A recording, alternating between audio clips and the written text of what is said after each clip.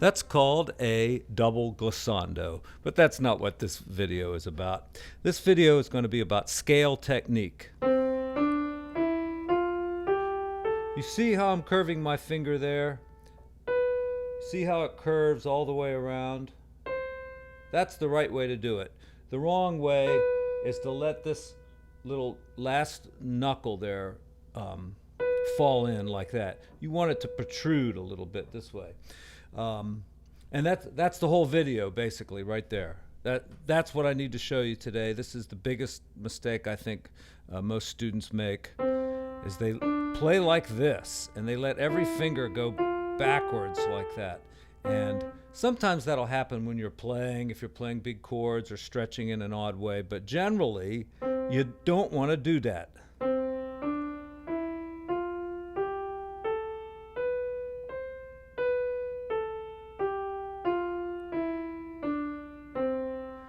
Now, a Suzuki technique is to move your finger, well, not like that, you don't want to fall off the keys, but to move your finger in this manner.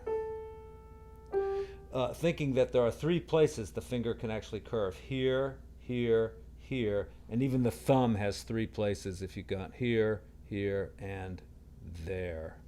So you try to move all three, basically. I think I tend to just move out the last two there.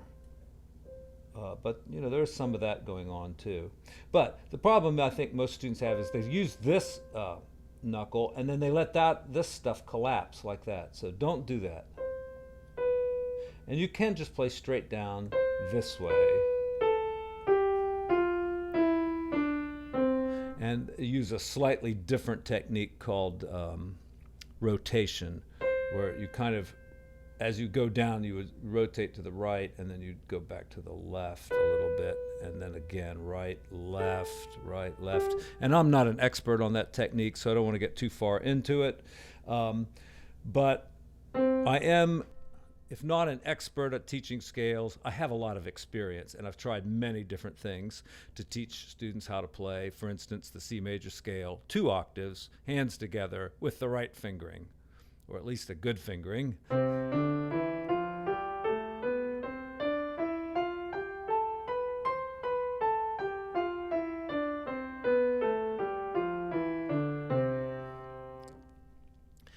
And some of the ways I've taught this, and this is, I'll just give you my newest way because it seems to be working somewhat, is to have students practice 1 octave first.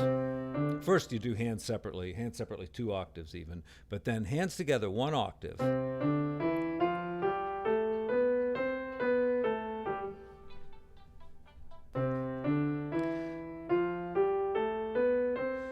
Because it's right here in this area, putting the thumb under here and playing 2 here, that's where students seem to make the most mistakes. You know, they're thinking about it going up. All right, and they think, put the thumb under. Good enough. But by the time they start coming down, they've already lost concentration. They're thinking about something else, you know. They're on video games all day long. They can't think about anything more than a split second. They've got to, go on to something else. So you have to learn to do it coming down too.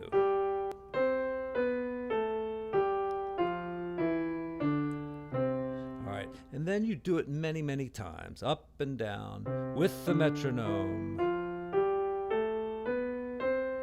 And you can keep speeding up the metronome as you improve. But keep your fingers curved the right way. That's the important thing.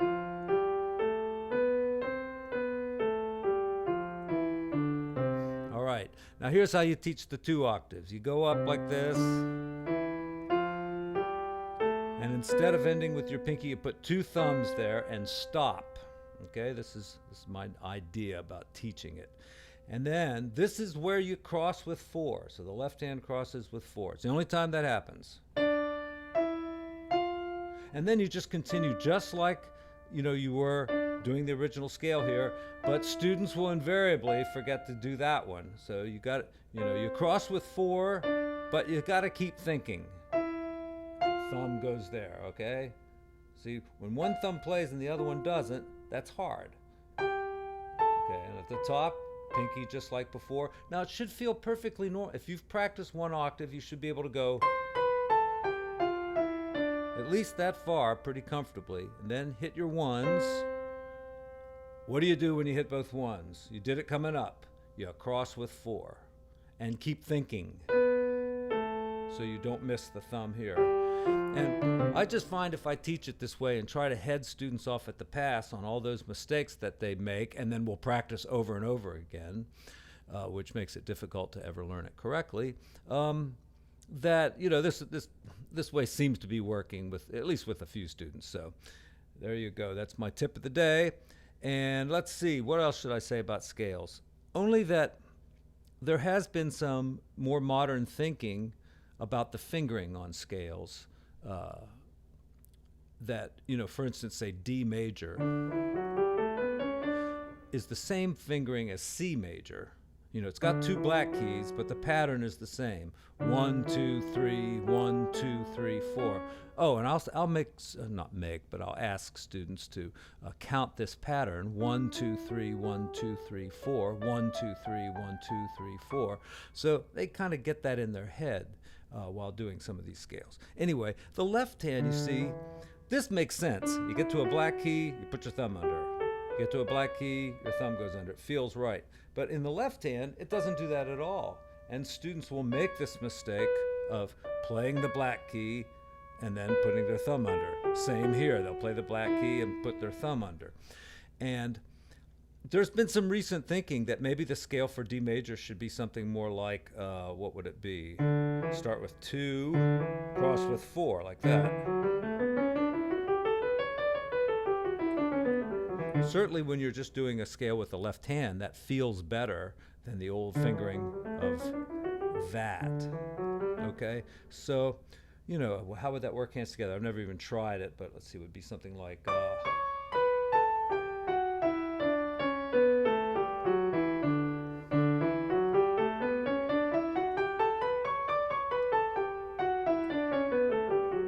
Yeah, that feels very comfortable to me. I could learn to do that in a heartbeat.